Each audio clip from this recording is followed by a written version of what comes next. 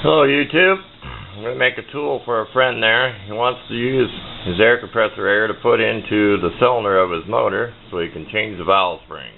There is some videos out on YouTube if you want to see how that's done. Okay, there was a piece of part of the spark plug right here that I ground off with my Dremel, so that lets this come out. Okay, and we just roughly ground that, cleaned it off. This is I think it's a Bosch. I picked something that had some good metal to it.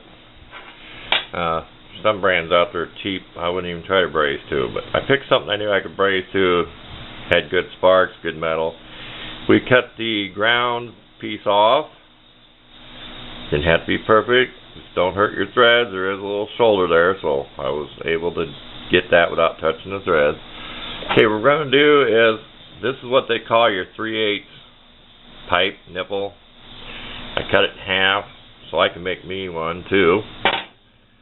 Okay, we have to lay this down so this fits in here. Okay, then you can put whatever you want on here. You could put this and then another piece chucked in there, or you can put the one where you could chuck this over it, the male one that screws over there. So it'll be female threads here, male end.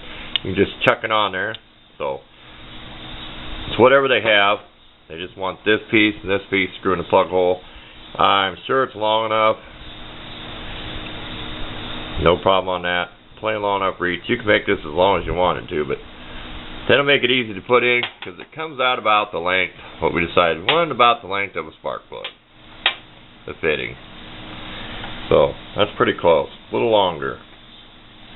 About length of a spark plug was good enough. So on with the show.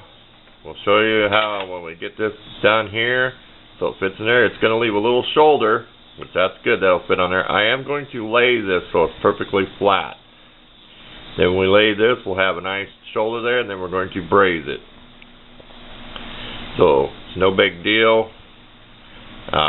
If your brazing didn't hold or whatever, which I know it will, you'll still get this back out of the engine.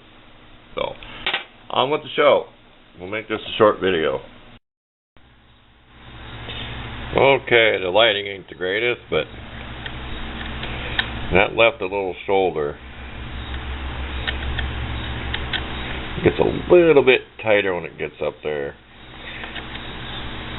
but there's a small shoulder there. There we go. We're going to get that brazed on there. Well, there we have it. Brazed in there, cleaned up. This was galvanized, so it left a lot of nasty powder in there. I had to take a drill bit, air deal, and blow it out. But lathing it took care of a lot of it where I brazed it, but still I had to use a little flux because the metal was contaminated. But I don't know if it would hold a lot of pressure. We don't know yet. I don't think there will be a leak in it. We won't find out till it gets used. So that's it. So you can put the fitting on there that'll chuck into here, or you can do whatever. You can put one of them and have your doubled piece, common, what they call 3/8. I'm sure I'm right, for air fittings. So there it is. It's done. Thanks for watching. Oh, also, this can be used if you want to find if you have an exhaust valve or intake valve leaking on an old motor. Make sure it's on top dead center. Both valves are closed. When you put air into the cylinder, it's either going to go to the pan, which the rings are going to be bad. So, like say you do it when you change the oil, you have the drain plug out, you'll hear the air coming out or up through the valve covers, PCV valve hole, or carburetor or exhaust.